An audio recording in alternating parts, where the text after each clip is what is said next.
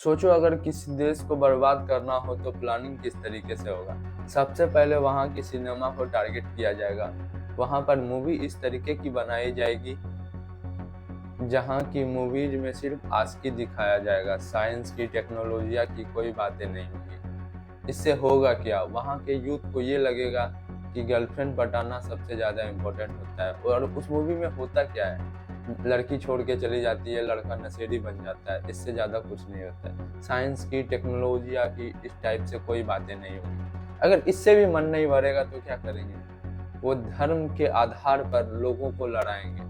किस तरीके से, ज़्यादा कुछ नहीं करना रहता है इसमें। जहाँ पे जिनका रंग भगवा है उनको जाके बोलेंगे आपका धर्म सबसे ज़्यादा पुराना है। जिनके सर पे टोपी होगा उनको भी जाके बोलेंगे आपका भी धर्म सबसे ज्यादा पुराना है और खतरे में भी है। इसी तरीके से बोला जाएगा। जो लोग इससे बच गए उसके लिए भी तो सरकार व्यवस्था करेगी ना, क्योंकि सारे आदमी तो इन दोनों चीज में नहीं आ जाएंगे। कुछ बिजनेसमैन बनेंगे तो उनके लिए टैक्स इंट्रोड्यूस किया जाता है। अगर कुछ लोगे तो टैक्स देना पड़ेगा, अगर कुछ बेचोगे तो टैक्स देना पड़ेगा। अगर तुमने पेट्रोल की गाड़ी ले ली तो उसमें टैक्स देना पड़ेगा, पेट्रोल भरवाओगे उसमें टैक्स दोगे, रोड पे चलोगे तो टोल टैक्स दो। इससे भी नहीं होगा, अगर कहीं तुम जॉब करते हो तो सैलरी में भी टैक्स देना पड़ेगा, क्योंकि तुम कुछ कर रहे हो ना। अगर इससे भी मन ना भरे तो बेटिंग जो ऐप होता है उसका एडवर्टाइजमेंट आएगा आपका टीवी पे, घर घर में बच्चे बच्चे देखेंगे। और सच में जो लीगल होना चाहिए, क्रिप्टो करेंसी लीगल होना चाहिए, फाइनेंशियल वर्ल्ड लीगल होना चाहिए, उस बच्चे को पढ़ाया जाना चाहिए ये सारा चीजें।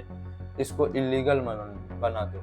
जिस तरीके से नया टेक्नोलॉजी आ रहा है, क्रिप्टो करेंसी आ रहा है, बिटकॉइन आ रहा है, इसको इलीगल है या लीगल है ये मत बोलो, लेकिन उससे 30% टैक्स जरूर लो। एक बार जरूर सोचना कि मैं किसकी बातें कर रहा हूँ।